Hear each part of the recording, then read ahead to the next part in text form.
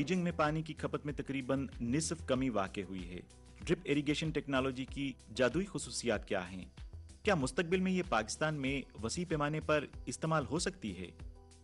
पाकिस्तान बुनियादी तौर पर खाम कपास की बरामद करता है। क्या कपास की सनत में तब्दीली की कोई जरूरत और इम्कान मौजूद है?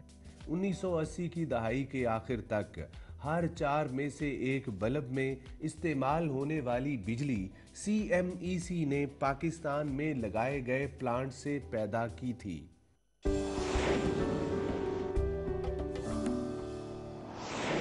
अक़वाम मुत्तहिदा की वर्ल्ड वाटर डेवलपमेंट रिपोर्ट ने निशानदही की कि दुनिया का 72% का पानी ज़राअत के लिए इस्तेमाल होता है। खुराक की पैदावार के लिए पानी के खर्च में मुसलसल इजाफा होता रहा है। अंडरग्राउंड पानी की हद से ज़्यादा इस्तेमाल की वजह से अनाज की पैदावार को भी महदूद किया जाता है। इस सूरत हाल के पेश नज़र चीन और पाकिस्तान के माबैन ज़री टेक्नोलॉजी के शुबे में तावन के क्या इम्कानात हैं, हमारी रिपोर्ट देखिए। माजी में फ़ी एकड़ रकबे के लिए 500 मकाम मीटर पानी की ज़रूरत होती थी, लेकिन अब 220 मकाम मीटर पानी काफ़ी है। इससे पानी की खपत में निस्फ से ज़्यादा कमी वाक़ हुई है। चीन में हल पजीर प्लास्टिक की हिफाजती परत के तहत ड्रिप इरिगेशन टेक्नोलॉजी का इतलाक आबपाशी की कारकर्दगी और खाद के इस्तेमाल को बेहतर बनाता है, मैकेनिकल ऑपरेशन को कम और ज़मीन के इस्तेमाल को बेहतर बनाता है और कटी हुई फसल की बाकी रहने वाली डंडी की अफजाइश को रोकता है। ये पौधों की बेहतरीन पैदावार, आला मयार, मजदूरी की लागत को कम करना और मुआशी फ़ायद में इजाफा करता है। प्लास्टिक की हिफाजती परत के तहत ड्रिप इरिगेशन टेक्नोलॉजी दरअसल अमली तरीक़ाकार से तस्दीक शुदा है।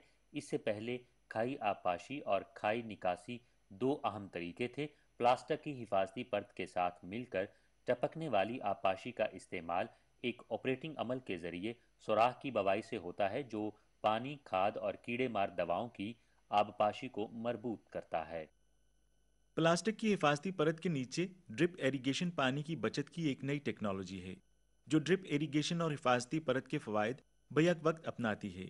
ये टेक्नोलॉजी पानी, खाद और कीड़े मार दवाइयों से फसलों की जड़ों पर बराह रास्त ड्रिप इरिगेशन बेल्ट के जरिए काम करती है। ये मिट्टी के बुखारात को दबाने से ज़रूरी पैदावार को बेहतर बनाने के लिए इस्तेमाल होती है। इस वक्त चीन में वसी पैमाने पर इस टेक्नोलॉजी का इस्तेमाल हो रहा है। हमारे यहाँ जुनूबी सिचुआन के पहाड़ी इलाकों में गुर्बत के खात्मे का एक मंसूबा बनाया गया, जिसमें 63,000 रकबे का अहाता किया गया, जहाँ लोग गुजर बसर नहीं कर सकते। लेकिन अगर दरख्त लगाए जाएं तो वो मरबूत पानी और खाद की टेक्नोलॉजी के इस्तेमाल से मुस्तकिल तौर पर बढ़ सकते हैं।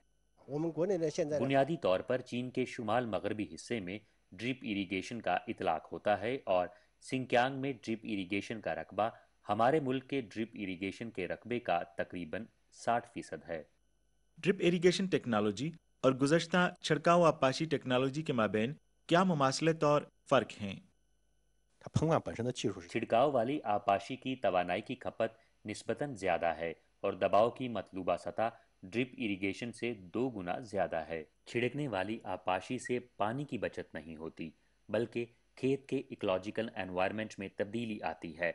पानी के छिड़काव के बाद दर्जा हरारत भी गिर जाता है, लेकिन हल पजीर प्लास्टिक की हिफाजती परत वाली इरिगेशन टेक्नोलॉजी के तहत पानी की फराहमी को कंट्रोल किया जा सकता है और प्लास्टिक की हिफाजती परत लगाने से 99% पानी जज़ब किया जा सकता है। नशोनुमा के मुख्तलिफ मराहिल में खादों को ठीक से मुनज़्ज़म किया जा सकता है। जहाँ तक ड्रिप इरिगेशन का ताल्लुक है तो इसे फ्लैट ग्राउंड और ढलवानों पर भी लगाया जा सकता है। इस तरह से कुल लागत को कम किया जा सकता है। इसके अलावा ज़ेरे ज़मीन पाइप चैनल्स की जगह लेकर ज़मीन के मौसर इलाके में 7% से 10% का इजाफा किया जा सकता है। सिंकियांग के कपास के खेतों में 2006 से अब तक मरबूत पानी और खाद की टेक्नोलॉजी के इस्तेमाल के साथ इस खित्ते में कपास की पैदावार में इजाफा देखा गया है, जो कि इंतहाई सख्त कुदरती माहौल के बावजूद कौमी पैदावार का तकरीबन 90% है। पाकिस्तान की आबो हवा जनूबी सिंकियांग ख़ास तौर पर अक्सू शहर की तरह है। हम इन्हें छोटे रेशे की कपास और जजीरा कपास कहते हैं। सिंकियांग में प्लास्टिक परत टेक्नोलॉजी के तहत ड्रिप इरिगेशन टेक्नोलॉजी 22 साल से फ़रोग पा रही है और अब یہ بہت پختہ ہے۔ سنکیانگ میں 80 ملین ایکڑ سے زیادہ علاقے میں اس ٹیکنالوجی کا اطلاق ہوا ہے۔ حال ہی میں منعقدہ چین Pakistan seed industry cooperation and exchange conference میں یانگ ونسن نے کہا کہ اس ٹیکنالوجی سے زرعی پیداوار اور کارکردگی میں بالترتیب 30% اور 50% بہتری واقع ہوئی ہے، جبکہ پانی اور کھاد کی مقدار میں کمی کی وجہ سے مزدوری اور لاگت میں بچت ہوئی ہے۔ تو پھر مستقبل میں پاکستان میں ڈرپ آبپاشی کے کیا امکانات ہیں؟ پاکستان ایک ایسا زرعی ملک ہے جس کے 75% رقبے پر 250 ملی میٹر سے کم بارش ہوتی ہے، لہٰذا اسے پانی کی بچت والی اریگیشن ٹیکنالوجی کی بہت ضرورت ہے۔ ہم نے پھلوں کے درختوں کے لیے ڈرپ اریگیشن سے متعلق متعدد تربیتی کورسز کا انعقاد کیا ہے، جن کا مقامی لوگوں نے خیر مقدم کیا ہے۔ ہم نے اس ٹیکنالوجی کو 17 ممالک تک بڑھایا، جن میں قازقستان، تاجکستان اور پاکستان وغیرہ شامل ہیں۔ ازبکستان میں 2020 میں کپاس کی پیداوار میں اوسطاً 40% کا اضافہ ہوا ہے، جس میں 6000 ایکڑ رقبے میں ہماری ٹیکنالوجی کا استعمال ہوتا ہے۔ یہ آسان نہیں ہے۔ میرے خیال میں یہ ٹیکنالوجی پاکستان میں مکمل طور پر لاگو ہونے کی صلاحیت رکھتی ہے۔ چین کی ڈرپ ایریگیشن ٹیکنالوجی پاکستان میں گنے کی کاشت میں پانی کی قلت کا حل بھی پیش کرتی ہے۔ پاکستان ایک زرعی معیشت ہے جس میں پانی کے بہت کم وسائل ہیں۔ اس میں کپاس، گندم، گنے اور چاول جیسی بڑی فصلیں ہیں جو سب پانی کی فصلیں ہیں۔ پانی کے بحران کے پیچھے بھی آبپاشی کے ظاہری طریقے ہیں، جس کے نتیجے میں پانی کا بہت زیادہ نقصان ہوتا ہے۔ مسئلے سے نمٹنے کے لیے ہمیں ایسی ٹیکنالوجی متعارف کرانے کی ضرورت ہے جس میں پانی کی کم ضرورت ہو۔ درست زراعت اور صحت مند آبپاشی خاص طور پر ہمیں قیمتی وسائل کو بچانے اور فصلوں کی پیداوار میں اضافہ کرنے کے قابل بناتی ہے۔ جنوبی چین میں گنے کو ایک بار کاشت کیا جاتا ہے اور 3 سال تک کاٹا جا سکتا ہے۔ زمین کو ہر فصل کی کٹائی کے بعد بھرنا پڑے گا۔ 3 سال کے بعد ڈرپ اریگیشن پائپ زیر زمین 30 سینٹی میٹر تک ہو سکتے ہیں۔ ہم پریشان رہتے تھے کہ مٹی پتھر کی طرح سخت ہوگی اور پانی جڑوں تک نہیں پہنچ سکتا، لیکن ہم نے اس مسئلے کو حل کرنے کے لیے ٹیکنالوجی میں بہتری لائی ہے۔ ناظرین، اس موضوع پر مزید بات کرنے کے لیے اس وقت ہمارے ساتھ براہ راست موجود ہیں پاکستان ایمبیسی بیجنگ میں کمرشل کونسلر بدرالزمان صاحب۔ جی جناب، آپ کے خیال میں چین کی کون سی زرعی آبپاشی کی ٹیکنالوجیز کو پاکستان میں متعارف کروایا جا سکتا ہے؟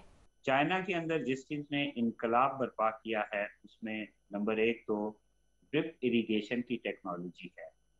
انیشیلی ڈرپ اریگیشن تھوڑی کاسٹلی پڑتی تھی بیکاز انیشیل کیپٹل کاسٹ زیادہ تھی، لیکن اب اریگیشن ٹیپ اور ڈرپرز کے انٹروڈکشن کے بعد ڈرپ اریگیشن کا جو سسٹم ہے وہ کافی سستا پڑتا ہے۔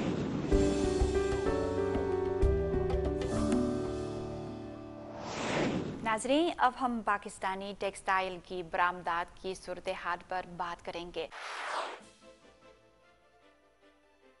پاکستان بیورو برائے شماریات کے مطابق رواں سال فروری میں پاکستان کی ٹیکسٹائل کی برآمدات سال بہ سال 3.1% اور ماہانہ کے حساب سے 6.8% کم ہو کر $1.2 بلین رہ گئیں، کیونکہ اس ماہ کے دوران کام کرنے کے دنوں کی کم تعداد اور سود کی بڑھتی قیمتوں پر منفی اثرات مرتب کیے ہیں۔ اس کے علاوہ ڈالر کی گرتی قیمت نے بھی سود کی برآمدات کو روکا ہے۔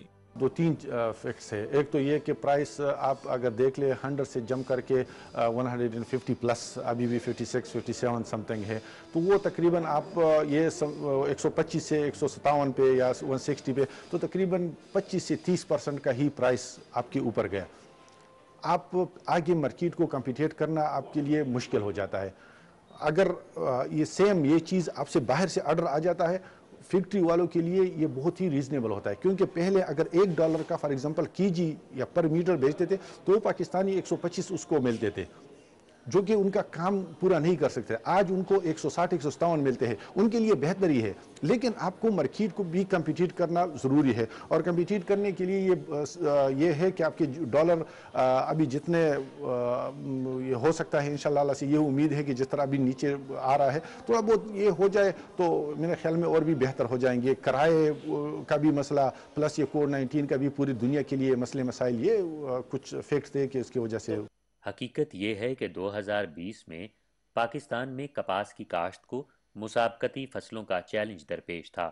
کپاس کے بہت سے کاشتکار زیادہ منافع بخش فصلوں جیسا کہ مکئی اور چاول کی طرف چلے گئے.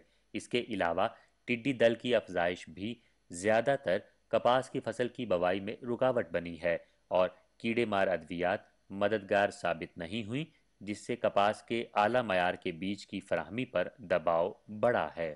اگرچہ اس سال فروری میں پاکستان کی ٹیکسٹائل کی برآمدات میں کمی واقع ہوئی ہے, لیکن یہ مالی سال 2020-2021 کے پہلے 7 ماہ کے دوران 8% اضافے کے ساتھ 8.76 بلین ڈالر تک جا پہنچی ہیں. وزیر اعظم کے مشیر برائے تجارت و سرمایہ کاری عبدالرزاق داؤد نے کہا کہ یہ نتیجہ گزشتہ 2 سالوں میں حکومت کی طرف سے اٹھائے گئے متعدد محرک اقدامات ہیں. صنعتی خام مال پر درآمدی محصولات کے خاتمے, برآمدی ٹیکسوں میں چھوٹ کی بروقت واپسی, روپے کی قدر میں کمی اور شرح سود کی کمی نے صنعتی نمو میں تیزی لائی ہے, خاص طور پر برآمدی صنعتوں میں.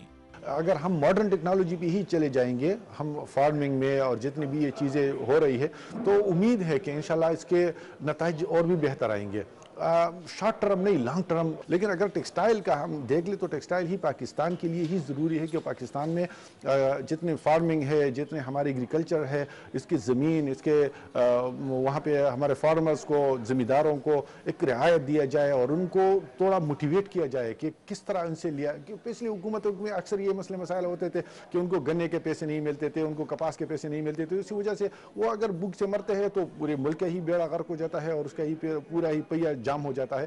تو مین جو چیز ہے میرے خیال میں اگر ہم وہاں پہ ہی ہم کوشش کر لیں اور ان کے پیداوار میں یہ کوشش کر لیں اور پیداوار بڑھ جاتی ہے تو انشاءاللہ یہ مسئلہ, یہ پرائز کا اور یہ سب کا یہ حل ہو سکتا ہے. اس وقت دنیا کو پاکستان کی زیادہ تر برآمدات بشمول چین تیار اشیاء کی بجائے کپاس کے خام مال کی مصنوعات ہیں. پاکستان میں کپاس کی صنعت کو بہتر بنانے کی ضرورت ہے. پاکستان کی مجموعی آبادی کا 65% 23 سے 32 سال کی عمر کے نوجوان ہیں, اور مزدوروں کی اوسط اجرت چین کے مقابلے میں 1/3 ہے. اس لیے یہ زیادہ تعداد میں درکار مزدور صنعتوں کے لیے بہت فائدہ مند ہیں. ملک بھر میں خاص طور پر کراچی اور فیصل آباد میں متعدد صنعتی پارکس اور خصوصی اقتصادی زون قائم کیے گئے ہیں. ٹیکسٹائل اور گارمنٹس کے کاروباری ادارے ان پارکس میں اپنی سرمایہ کاری کو سپورٹ فراہم کرنے کے لیے خصوصی پالیسیوں سے فائدہ حاصل کر سکتے ہیں, جیسے یورپ کو برآمد کرنے کے لیے زیرو ٹیرف ٹریٹمنٹ اور پیداواری لاگت کو کم کرنے کے لیے پانی اور بجلی کے معاوضوں پر سبسڈی وغیرہ شامل ہے. یہ کہا جا سکتا ہے کہ کاروباری ماحول اچھا ہے. اگر چین یا دیگر ممالک جدید صنعتیں پاکستان میں لگائیں تو عبداللہ آفریدی کے خیال میں اس سے بہت سارے اخراجات کم ہو جائیں گے. I think more than 30 to 40%. صرف اگر لیبر کاسٹ بھی ہم اگر چائنا کے اور پاکستان کے ہم یہ بھی دیکھ لیں, اگرچہ ابھی ہمیں یہ بہت ضروری ہے بہت زیادہ کہ ہم اپنے لوگوں کو ٹرین کر سکے کہ کام کس طرح کیا جا سکتا ہے. چائنا میں اگر آپ دیکھ لیں صبح سے یہ لوگ نکلتے ہیں, ان لوگوں کا کوئی فکر نہیں ہوتی کہ کیا کرنا ہے, کس طرح کرنا ہے, لیکن جو کام دیا جائے کام کو کام سمجھتے ہیں. ہمیں یہ ضروری ہے, بہت ضروری ہے کہ ہم اپنے لوگوں کو ٹرین کریں کہ بھائی لوگ آ رہے ہیں لیکن کس طرح ان کو مینٹین کس طرح کرنا ہے, اس کو بیزی کس طرح کرنا ہے, ان کے ساتھ کام کس طرح کرنا ہے, جو کنٹریکٹ کر لے اس کنٹریکٹ پہ کیسے پورا اترنا ہے. یہ مسئلے مسائل ہے, لیکن اگر ایک بار چل گئی یہ پایا اور ایک سسٹم کے تحت آ گیا تو انشاءاللہ العزیز یہ اس میں میرے یقین ہے کہ انشاءاللہ 40 سے پلس ہوں گے % کہ اس کے پرائس ریڈیوس ہو جائیں گے انشاءاللہ. عبداللہ آفریدی کا خیال ہے کہ پاکستان کی ٹیکسٹائل کی صنعت کو خام مال کی برآمدات سے تیار شدہ مصنوعات کی برآمد کی طرف جانا چاہیے. اس کے علاوہ برانڈ کا اثر و رسوخ بھی بہت اہم ہے. صرف اسی طرح سے پاکستان کی ٹیکسٹائل کی مسابقت کو بنیادی طور پر بہتر کیا جا سکتا ہے. کیونکہ یہاں پہ پرائس جو جا رہا ہے وہ بہت ہی اپ ہوتے جا رہا ہے. جو بڑے برانڈز ہیں अभी कुछ दिन पहले भी मैंने एक वीडियो यहाँ पे बनाई थी, नाइकी के साथ मेड इन पाकिस्तान का माल मौजूद है। यहाँ पे दूसरे बड़े ब्रांड्स है, ये बाला बाला है, ये दूसरे जो आप देख ले, यहाँ पे कहीं पे भी जाए, मेन जो ब्रांड्स है शिंगाई में, बीजिंग में, कहीं पे भी आप चेक कर ले तो आपको मेड इन पाकिस्तान मिल सकता है, जो कि ये एक मैं कह सकता हूँ हमारा एक ख्वाब था कि हम कहीं पे मेड इन पाकिस्तान देख ले। ये कसमन एक कहीं पे भी आप जाए और मेड इन पाकिस्तान देख ले, इंसान को एक फील होता है कि यार ये भी एक है, हम अपने ही घर का एक आइटम हमें यहाँ पे मिल रहा है। तो जितने हम फिनिशिंग आइटम में जाएंगे तो इससे एक तो ये है कि आपकी जो यानी बाहर से जो भी पैसा आ रहा है वो डबल हो जाता है, डबल से भी ट्रिपल हो जाता है। क्योंकि अगर 10 कंटेनर आप उनके लोड कर ले, फॉर एग्जांपल सिर्फ टेक्सटाइल के, और 1 कंटेनर फिनिश आइटम के लोड कर ले, उनके तकरीबन प्राइस सेम हो जाता है। तो उसी में अगर हम चले गए और ये जो चाइनीज़ जितने भी इन्वेस्टर हैं हम उनको लेके जाए और ब्रांड में उसको वहाँ पे ही उनके इन्वेस्टमेंट करा ले तो मेरे ख्याल में ये बेस्ट हो जाएगी और इंशाल्लाह इसे बेस्ट बूस्ट कर सकते हैं हम। हमारे साथ बराह रास्त मौजूद हैं chairman of combine holding limited जनाब मोहम्मद आमीन नाथनी साहब। तो आपके ख्याल में क्या पाकिस्तान की जो हाई वैल्यू एडिड टेक्सटाइल मसनूआत चीनी मार्केट में मकबूल हो सकती हैं, और आप कौन कौन सी मसनूआत के बारे में पुरुम्मीद हैं? देखें, चाइना जो है इस वक्त सबसे बड़ी मार्केट है टेक्सटाइल के हवाले से देखा जाए दुनिया जहां में एक्सपोर्ट के लिए, और चाइना के पास इंफ्रास्ट्रक्चर जो टेक्सटाइल के हवाले से है वो सुपर है, जो कि पाकिस्तान के पास अनफॉर्चुनेटली नहीं है। तो मेरा ख्याल है कि हमें इस तरह की इंडस्ट्री जिसमें हम वैल्यू एडिशन को बहुत ज़्यादा आगे ले जा सकें, जो प्राइसेस को हम अच्छा प्राइसेस जिस माल को हम बेच सकें, उसकी हमें इंडस्ट्री जो है ना पाकिस्तान में डेवलप होनी चाहिए हमारे चीनी भाइयों के साथ मिलकर। तो जिससे जो है ना मैं समझता हूँ कि बहुत ज़्यादा फ़ायदा हो सकता है, ना सिर्फ पाकिस्तान की एक्सपोर्ट्स की वैल्यू जो है बहुत टॉप पे जा सकती है।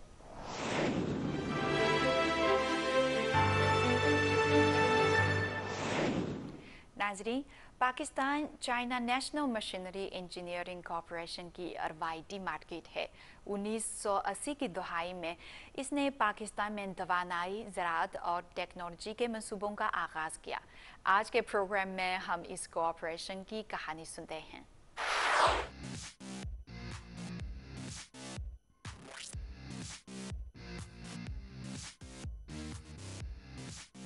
चूंकि चीन पाकिस्तान इक्तिसादी राहदारी CPEC belt and road initiative BRI का एक अहम और पायलट प्रोजेक्ट है, इसने दोनों ममालिक की मुआशी तरक्की में अहम किरदार अदा किया है।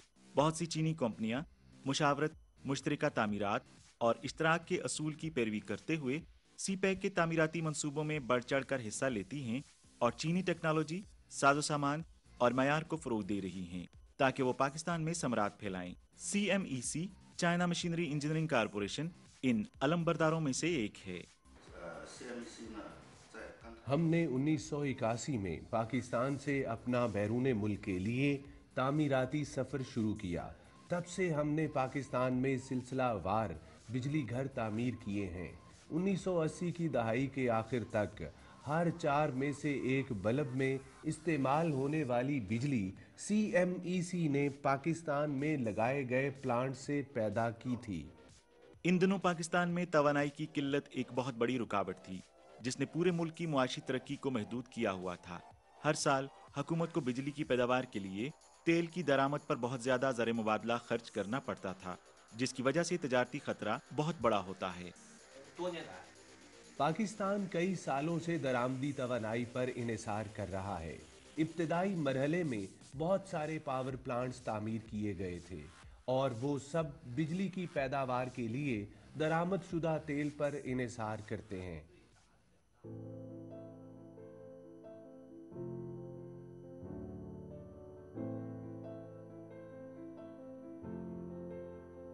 ये जनूब मशरकी सिंध पाकिस्तान का सहराय थर है।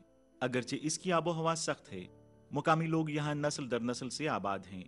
रेत के नीचे दुनिया की 7वीं बड़ी कोयले की कान है। ये पाकिस्तान के कोयले के 98% वसाइल का हामिल है। पाकिस्तान में कुदरती गैस और तेल की किल्लत है, लिहाजा मकामी कोयले के वसाइल इनके लिए बहुत अहम हैं और वो इनकी तरक्की के लिए भी बेचैन है। पाकिस्तान मकामी वसाइल का इस्तेमाल करके बहुत से गैर मुल्की ज़र मुबादला की बचत कर सकता है। ताहम BRI के निफाज से कबल ये ख्वाब ताबीर होने में नाकाम रहा। 1991 में इसकी दरियाफ्त के बाद से पाकिस्तान का स्याह खजाना कोयले का मैदान थर कई बरसों से सो रहा था। फिर BRI के तहत CMEC की तामीराती टीम 2015 में पाकिस्तान आई और थर के कोयले के वसाइल को बुरुए कार लाने के ख्वाब को पूरा करने में मदद की। ये मंसूबा CPEC के तहत और यहाँ तक कि पूरे पाकिस्तान में कोयले और बिजली को यकजा करने के मंसूबों का नमूना बन गया है। पाकिस्तान का थर कानकुनी और बिजली का मंसूबा CPEC के लिए कोयले और बिजली का पहला मंसूबा है और ये पाकिस्तान की अपनी तवानाई की तरक्की का एक अहम नुक्ता भी है जिसका पाकिस्तान कई दहाइयों से ख्वाब देख रहा है। BRI और CPEC के निफाज के साथ इन्होंने पॉलिसी, मालियात और राब्ते समेत हर पहलू से हमारी मदद की है, लिहाजा इस तरह मंसूबे के निफाज को फरोग हासिल हुआ है। अमीर कोयले के वसाइल के बरक्स नाकिस कुदरती हालात हैं। यही वजह है कि कई दहाइयों से थर कोयले की फील्ड में तरक्की नहीं हुई है। उन्होंने दूसरे ममालिक के साथ कोशिश की लेकिन नाकाम रहे। उस वक्त सड़कें नहीं थीं, खाना, पानी, बिजली और मवासिलात के मसाइल को छोड़ें, वहां पहुंचने पर पहला सबसे बड़ा मसला मकामी लोगों से बातचीत था। अगली मुश्किल सख्त कुदरती हालात थे। मुतअद्दिद मुश्किलात के बावजूद थर माइनिंग एंड पावर प्रोजेक्ट की तामीर के मंसूबे की तामीराती टीम साइंसी इंतजाम के तहत हिफाजती मकसद को मुनज़्ज़म अंदाज में लेकर आसानी से आगे बढ़ रही है। मेरी राय में साइट के प्रोजेक्ट मैनेजर होने के नाते मुझे लगता है कि CMEC और SCCMC के माबैन ताउन बहुत अच्छा है। CMEC की हिमायत से हमने 38 महीने के अंदर इस मंसूबे को मुकम्मल करने का हदफ हासिल किया, जबकि CEMC और SCCMC की मदद का 42 माह का मंसूबा है। हमने ये कर दिखाया है और 660 मेगावाट पावर प्रोजेक्ट अब निजाम में है। 1000 से ज्यादा दिनों और रातों की कोशिशों के बाद थर माइनिंग एंड पावर प्रोजेक्ट को बाज़ाब्ता तौर पर 9 जुलाई 2019 को हवाले कर दिया गया और इसे पाकिस्तान के ऑपरेटर्स की तरफ से बहुत ज्यादा सराहा गया। मेरे ख्याल में तकनीकी लिहाज से CMEC कहीं ज्यादा पेशावर है। बहुत प्यार करने वाले लोग हैं, बहुत ख्याल रखते हैं। क्योंकि इस मंसूबे की तकमील इख्तिताम नहीं है, ये इस बात पर मुनहसर है कि आप कम्युनिटी को किस तरह मुनज़्ज़म करते हैं, माहौल को कैसे मुनज़्ज़म करते हैं, मुलाजमीन को किस तरह मुनज़्ज़म करते हैं। ये जुज़ बहुत आम है। अब जब CMEC यहाँ है तो हमारे ख्याल में ये हमारे अहले खाना का हिस्सा है। थर माइनिंग एंड पावर प्रोजेक्ट की तकमील और कामयाबी ने न सिर्फ पाकिस्तान की तवानाई की फ्राहमी की तलब में अदम तवाज़ुन को ख़त्म किया है, बल्कि मुकामी लोगों के लिए बहुत सारी मुलाजमतें भी पैदा की हैं। मजीद बरा बहुत सारे मुकामी कारकुन तरबियत के जरिए पेशा वाराना महारत हासिल करते हैं। ख़वातीन ट्रक ड्राइवर्स प्रोजेक्ट साइट का एक खूबसूरत मंजर हैं। मेरा नाम मोहिनी है। मैं मिट्टी की रहने वाली हूँ। मैं घरेलू खातून हुआ करती थी। जब हमने सुना कि ख़वातीन के लिए मुलाजमत के मौके मौजूद हैं तो हम यहाँ इंटरव्यू और तरबियत के लिए आए थे। मैंने अपना काम कार चलाने से शुरू किया और फिर मैंने कान कुनी का ट्रक चलाने की तरबियत हासिल की। अब मैं यहाँ काफ़ी पैसे कमा सकती हूँ। जब हमने मकामी अमला भर्ती किया तो इनमें से बहुत से, जिनमें कान कुनी की मशीनरी चलाने वाले भी शामिल थे, घर में किसान या गलाबान थे। लेकिन एक मुद्दत की तरबियत के बाद इनकी ज़िंदगी में ड्रामाई तौर पर तब्दीली आई है। मज़ीद ये कि हम मकामी हुकूमत और मकामी शराकतदारों के साथ मिलकर अवामी फलाह बहबूद के कुछ काम करने के लिए काम कर रहे हैं, जिसमें मकामी लोगों के लिए स्कूल और अस्पताल का क़याम भी शामिल है। इस तरह आम लोगों के साथ इत्तेहाद बेहतर होगा। CMEC की जड़ें पाकिस्तान में तवानाई से लेकर ज़राअत तक हैं। इससे न सिर्फ चीनी टेक्नोलॉजी की मुंतकिली होती है बल्कि दोस्ती का इजहार भी होता है। दर हकीकत इस अमल में हम चीन के ब्रांड, साजो सामान, टेक्नोलॉजी, मयारात और चीनी सकाफत को बैरून मुल्क ले जा रहे हैं। हम एक प्रोजेक्ट शुरू करने, दोस्त बनाने और यादगार बनाने पर भी जोर देते हैं।